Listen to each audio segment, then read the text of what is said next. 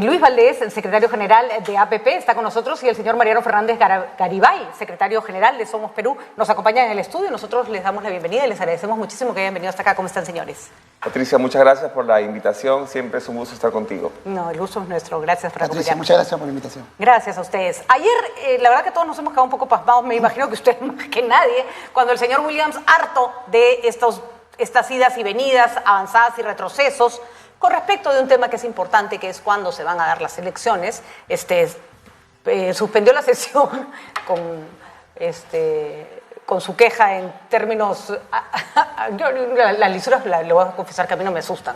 Me parece que son parte del lenguaje y que bien puestas un par de veces pueden dar cuenta del estado de ánimo. Y creo que ayer el señor Williams, obviamente no lo hizo para que lo escuche todo el Perú, tenía el micro abierto, quedó claro que estaba molesto y su molestia nos representa a muchos. Me imagino que a muchos en el Congreso también. A ver, por favor, congresista Valdés, ayúdenos a entender qué pasó ayer y por qué hemos llegado otra vez a este punto como cero en el tema de adelanto de elecciones. Bueno, ex congresista, en verdad. Perdón, ex congresista. Efectivamente, analizamos cada escenario, cada espacio, cada manifestación, en este caso del sector político del país, y creo que está bastante alejada del sentir de la población. Y es lo que tiene que hacer todo político, porque si representamos a un sector de la población, si representamos a un país, a una nación, tenemos que estar permanentemente identificando cuál es esa vocación ciudadana, cuál es esa posición, ese interés, y creo que eso se ha perdido hoy en día.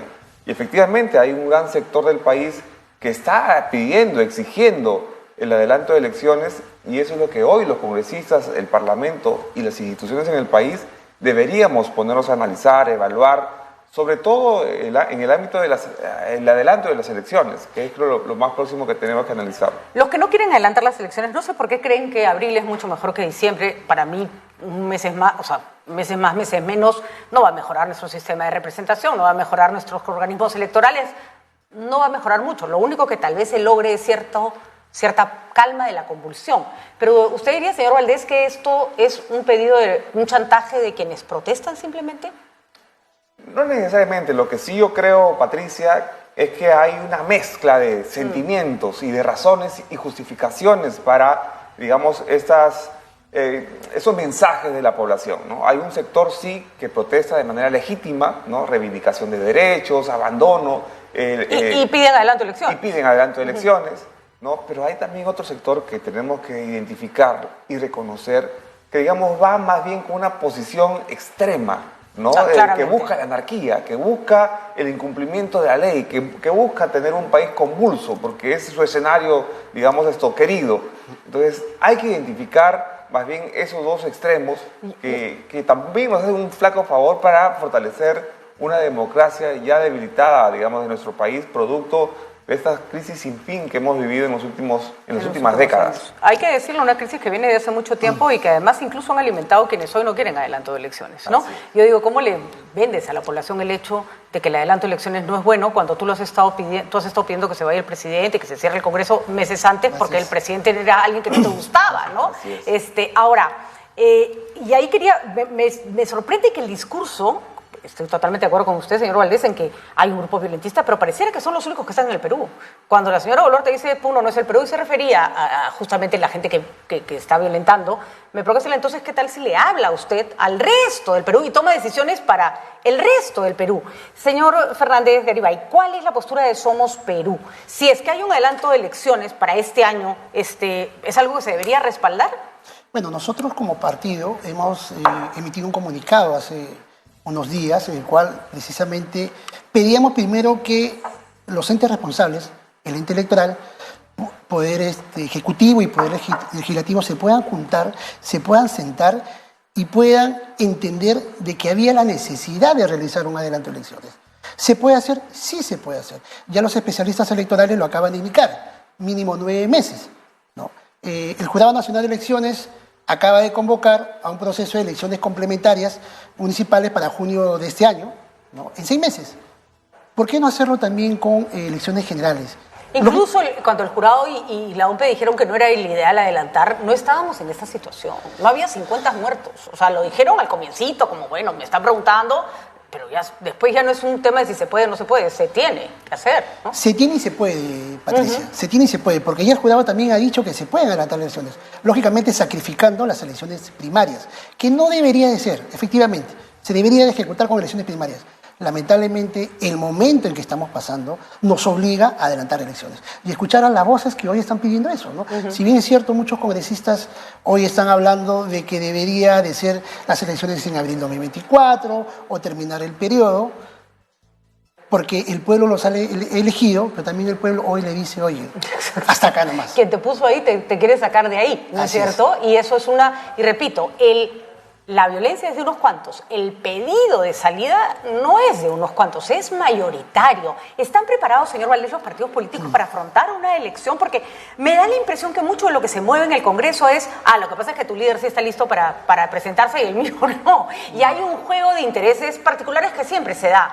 El problema es que no se puede imponer. Por ejemplo, ¿APP estaría preparado para ir a unas elecciones adelantadas? Mira, es una pregunta bastante interesante, diría yo, en la coyuntura en que vivimos, ¿no? ¿Por qué? Porque hoy la población ha perdido la esperanza, la confianza en los partidos políticos y los líderes políticos en el país. Si todavía existen, ¿no? Yo creo que identifico muy pocos, por lo menos. Entonces, en esta coyuntura es bastante difícil asegurar que los partidos políticos tengan las garantías y la seguridad de enfrentar un proceso de esta naturaleza sin perderse en el camino, ¿no? Y habida cuenta que hay una resistencia a la política en el Perú y tampoco nada nos asegura, Patricia, y hay que ser honestos ahí, de que el próximo mandatario, el próximo representante de los peruanos vaya a tener ese alto consenso que requiere un país tan convulso como el nuestro. Entonces, ahí hay que hacer un trabajo, señor Valdés, muy fino, que lo hemos venido repitiendo acá. No te tiene que representar la persona por la que no votaste. Claramente no le elegiste porque no sentías que te representaba, pero te gobierna. Te gobierna. Y uno, te tiene que gobernar a ti también, o sea, no puede gobernar solo para los que votaron por él, y tú tienes que aceptar que es tu presidente. Hay desde las clases, desde los estándares, estamentos más altos de la política. Recordemos qué cosa fue lo que hizo el Congreso Fujimorista contra PPK, decir, tú no me vas a gobernar, no te voy a aceptar como gobernante. Y por supuesto pasó con buena parte de la población cuando no quisieron aceptar el triunfo del señor Castillo, ¿no? A eso me refiero, Patricia. En Alianza para el Progreso venimos trabajando ya hace muchos años con nuestras bases. Es un partido sólido, fuerte, que tiene liderazgos en todas las regiones del Perú, empezando por el presidente de nuestro partido.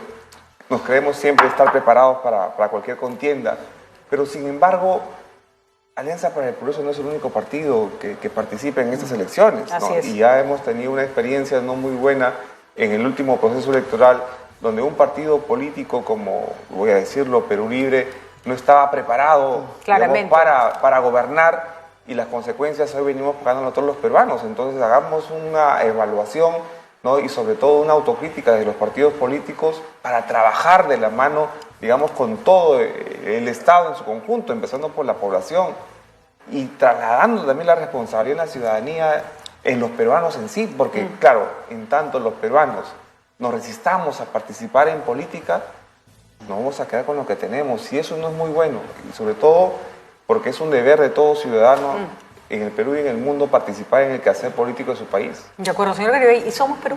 En el caso de Somos Perú, Patricia, déjame decirte, nosotros tenemos actualmente 7 gobernadores regionales elegidos en este último proceso electoral, cerca de 198 alcaldías provinciales, entre provinciales y distritales, que hoy nos convierte en la primera fuerza política a nivel regional, a nivel nacional.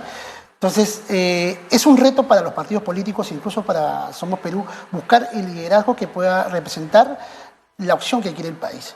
Como le decía hace unos minutos el amigo de APP, los partidos políticos necesitan de tener una mejor oferta electoral, pero también necesitan de tener técnicos para que no nos pueda pasar lo que acaba de suceder, por ejemplo, a Perú Libre. Pero también se necesita fortalecer a la ciudadanía. O sea, la ciudadanía tiene que entender que la persona que es elegida en este proceso electoral va a tener que gobernarle 5 años. Si esa persona gana por un solo voto, es parte de la democracia, es nuestro gobernante.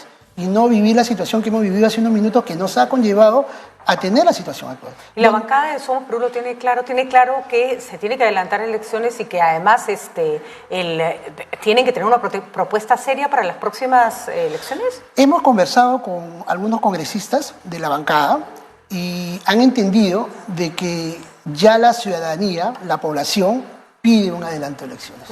Lo han entendido. Hemos hablado con la mayoría, ¿no? Y esa corriente está predominando dentro de la bancada, ¿no? A mí me preocupa muchísimo el nivel de autodestrucción que hay en la clase política.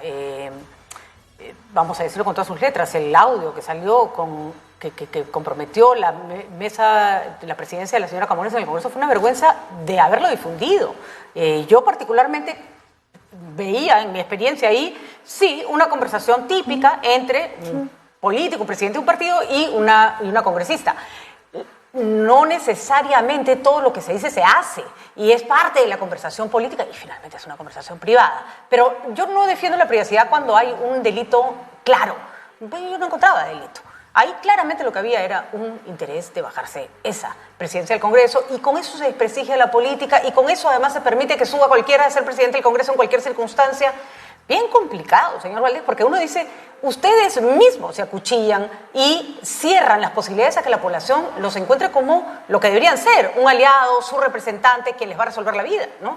Mira, como peruanos tenemos que justamente identificar esas situaciones para que podamos crecer y permitirnos desarrollarnos como sociedad, ¿no? Muy bien ha manifestado esas diferencias que hoy claramente son notorias, sobre todo en este enfrentamiento, en esos extremos que no nos dejan generar desarrollo, unidad.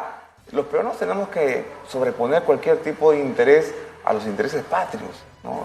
No podemos pensar solamente en nosotros, en el bienestar nuestro, individual, y no pensar en el bienestar de la mayoría de peruanos que hoy claman por agua, por trabajo, por bienestar, por seguridad. O usar las necesidades de la gente para satisfacer necesidades particulares.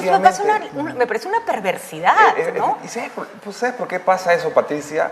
Porque el político, por naturaleza, por lo general en el Perú, no tiene claro qué es lo que necesita el país para salir adelante. Ni tiene claro cuál es su Si solamente misión, ¿no? se pusiesen a pensar que el 30% de pacientes de los hospitales están siendo atendidos y abandonados en los pasillos de los hospitales, se pusiesen a trabajar en ese problema, a resolver ese problema, ¿no? Nos entretenemos en cuestiones, digamos, insulsas, que no tienen sentido, en debates, en discusiones que no generan progreso, que no generan desarrollo, que no generan bienestar. Y esa es, digamos, la consecuencia y los resultados que hoy venimos pagando todos los peruanos. Pero si identificamos los problemas de la salud y todos nos juntamos, nos unimos para revertirlo, si nos juntamos para resolver los problemas, digamos, de indiferencia, de abandono, ¿no? De desigualdad, creo que eso es lo que nos falta como políticos, nutrirnos del diagnóstico. Un punto que me parece importante, desigualdad. Y acá hay un problema, yo creo que los momentos críticos lo que hacen es potenciar problemas de larga data, ¿no? Y no vamos a negar, Lima y regiones tienen una historia enorme, larga y horrenda de desigualdades, ninguneo, discriminación. Sí, Lima es una ciudad de migrantes, claramente, pero a Lima le ha costado ser una ciudad de migrantes y todavía le cuesta, Entonces, cuando se viene la marcha de Lima, nos puede parecer bien, mal, el término, lo que sea, claramente es una necesidad de venir acá a manifestar un descontento. Desde los partidos, ustedes dos representan partidos que efectivamente ustedes tienen una gran representación regional y ya sabemos cuál es el origen de APP. Señor Fernández Garibay, ¿cómo debiéramos construir la representación para romper esta dualidad? Que se expresa en todo, en el diseño de la regionalización, en el financiamiento y en el trato. ¿Cómo se hace para que esa persona de Puno, de Ayacucho, de La Libertad, no se sienta ajena a las decisiones que se toman por ellos? Primero hay que entender algo. Los gobiernos regionales reciben dinero. A través del CANO, presupuesto, reciben dinero para ejecutar obras. Parte del poco desarrollo de la región Puno, y hay que decirlo con todas sus letras, es justamente por las autoridades que tienen. ¿De acuerdo? La mayoría de gobiernos regionales o poblaciones que hoy están reclamando unas carreteras, están reclamando hospitales, están reclamando una mejor calidad de vida, reciben presupuesto. San Marcos, por ejemplo, en un distrito de Ancash, de la provincia de Huari, recibe cerca de 240 millones. Más presupuesto que un distrito de Miraflores, un distrito de San Isidro. Pero anda, mira a San Marcos. ¿Cómo está? No tiene pista, no tiene servicios básicos, y sin embargo ellos reclaman que la minería se vaya de Ancash. De acuerdo, pero también es verdad que este diseño de regionalización, primero que la plata no necesariamente está en la cuenta, ¿no es cierto? Está en el papel, 1, y 2, se hizo sobre la base de, hasta donde recuerdo, entreguemos facultades, entreguemos dinero, le echamos la culpa a las regiones cuando la cosa no funciona y el gobierno central no se ocupó de asegurarse que ese dinero llegaba a manos de personas capacitadas, ¿no? Lo que falta es capacidad de gasto. Claramente, falta capacidad de gasto. De gestión, ¿no es cierto? De gestión, y que el gobierno definitivamente brinde mayores facilidades para que los procesos de licitación de las obras no sean tan truncas. Amigo Valdés, creo que ha sido gobernador. Y él puede dar fe a lo que estoy diciendo, ¿no? O sea, y hay que decirlo, la corrupción es terrible, pero es terrible en todos los niveles y estamentos del gobierno, eso no es exclusividad de los gobiernos regionales. Tal vez en los gobiernos regionales, he tenido la suerte de trabajar en Trujillo, en La Libertad, zona a la que quiero muchísimo, y efectivamente los niveles de control, por ejemplo, yo trabajé hace mucho tiempo, pero los niveles de control y de fiscalización eran muy bajos, eran mucho más bajos de los que uno encuentra en Lima. Entonces sí, hay como más libertad. También se roban menos montos más pequeños, hay que decirlo, ¿no? Los 30 millones de dólares de Toledo, por ejemplo, no le caen así nomás a un gobernador regional. Pero claramente hay una disociación que un gobierno como el de Pedro Castillo prometía, de alguna manera, ¿no es cierto?, para las personas que votaron por él, representar a regiones o las zonas más deprimidas de nuestro país en Palacio de Gobierno, pero la representación no sirvió para nada, ¿no? Además no se hizo de manera adecuada, ¿no? El problema es estructural del Estado, Patricia, y por eso que yo siempre he pedido, ¿no?, que nuestros gobernantes se sienten a rediseñar el país, una reingeniería, ¿no?, absoluta. Es cierto, esta descentralización que es tan necesaria y exigida incluso por la OCDE para que el Perú pueda acceder a este grupo de países con miras de desarrollo, necesitan ajustes, pero no trabajado desde un gabinete, Patricia, y eso es lo que yo siempre le critico al Estado peruano, ¿no?, porque a veces las normas, los procesos se diseñan en un escritorio, un pupitre sin conocer la realidad del Perú, ¿no? Tenemos una descentralización en proceso, pero valgan verdades, los gobiernos regionales y las municipalidades no tienen las herramientas para resolver los problemas de sus jurisdicciones y de la población. Amén, digamos, de la falta de vocación del ciudadano para involucrarse en una gestión participativa, generar gobernanza, ¿no? Amén de ello, pero el Estado, digamos, el gobierno nacional aún concentra, no solamente, digamos, esas competencias, sino el 80% de un presupuesto. Y hubiera servido tanto que instituciones como sirvieran para poder poner gerentes calificados en distintas instancias, porque vamos, los entes administrativos necesitan gente de carrera, no necesitan gente de partido, ¿no es cierto? Pero date cuenta, Patricia, ¿qué le puedes pedir a un gerente regional que maneja miles de millones de soles, digamos, si su remuneración son 2.500 soles, 3.000 soles? No estoy justificando la corrupción por una remuneración baja, sino en qué se concentra, en qué se distrae ese funcionario servidor público que gana 2.000, 3.000 soles mensuales cuando tiene que alimentar a toda una familia, o sostener a una familia. Y que además normalmente salen del puesto llenos de juicios, ¿no? Y de imputaciones de corrupción. Por eso yo creo que el Estado necesita una reingeniería, ser conscientes a quién le damos el encargo, ¿no?, de darle bienestar a la población. Tiene que ser personas que estén motivadas, capacitadas, cualificadas. Esa es una reforma, y con esto termino, señor Fernández Garnier, eso es una reforma de más largo plazo, de más corto plazo. ¿Cómo hacemos para que en las ofertas que hacen los partidos a la población en términos de candidatos, no a gobiernos regionales y municipales, donde ustedes claramente han tenido un acierto en la elección de candidatos, porque han conseguido muchas plazas, sino para que los que van a ir al Congreso, los que van en la plancha presidencial, reflejen esa necesidad que tienen las regiones de verse representadas y no sentir que siempre son los mismos los que postulan? Mira, nosotros como partido lo que hacemos es un mayor filtro a nuestros candidatos. Y así que permíteme decir algo, Patricia. Por ejemplo, si nosotros queremos mandar candidatos de la región a Purímac, por los plazos que nos da el jurado nosotros los evaluamos. Pero no podemos tener los filtros, por ejemplo, en el caso de corrupción. El Jurado Nacional de Elecciones nos da una plataforma para poder verificar si tiene algún tipo de condena, algún tipo de denuncia, si tiene algún tipo de deuda. Sin embargo, eso no funciona. Y por los cortos plazos nosotros no podemos filtrarlos con mayor rapidez. Yo creo que pasa por allí primero, ¿no? Y lógicamente tiene que haber líderes que sean de la región, que ahora, conozcan la necesidad. Ese problema se resolvería si no eligiéramos gente que no conocemos, sino gente formada dentro del partido, porque entonces ahí no necesitas que nadie te cuente si es corrupto o no, es gente de carrera. Yo recuerdo pues en los 80, disculpen la vejez, los que salían elegidos eran, sí, tal vez romper argollas también está bien, pero era gente formada. ¿No es cierto que tú veías que había pasado de ser regidor a ser alcalde, a ser congresista y hacían una carrera política dentro del partido? Eso también se ha perdido, ¿no? Lo que pasa, Patricia, si bien es cierto, en los 80, ahora tenemos mayor población. Ahora hay mucha gente que quiere entrar en política. Nosotros creemos que puede ser una solución cuando se inician los procesos electorales, que existe una ventanilla única donde los partidos políticos puedan tener libertad de información del Poder Judicial, del Ministerio Público, de las comisarías, para que puedan acceder a poder filtrar a una persona. De esta manera, si en caso un partido político envía, no sé, una persona que tiene una denuncia policial por presuntos actos de corrupción o actos de tocamiento indebido, ya es responsabilidad del partido.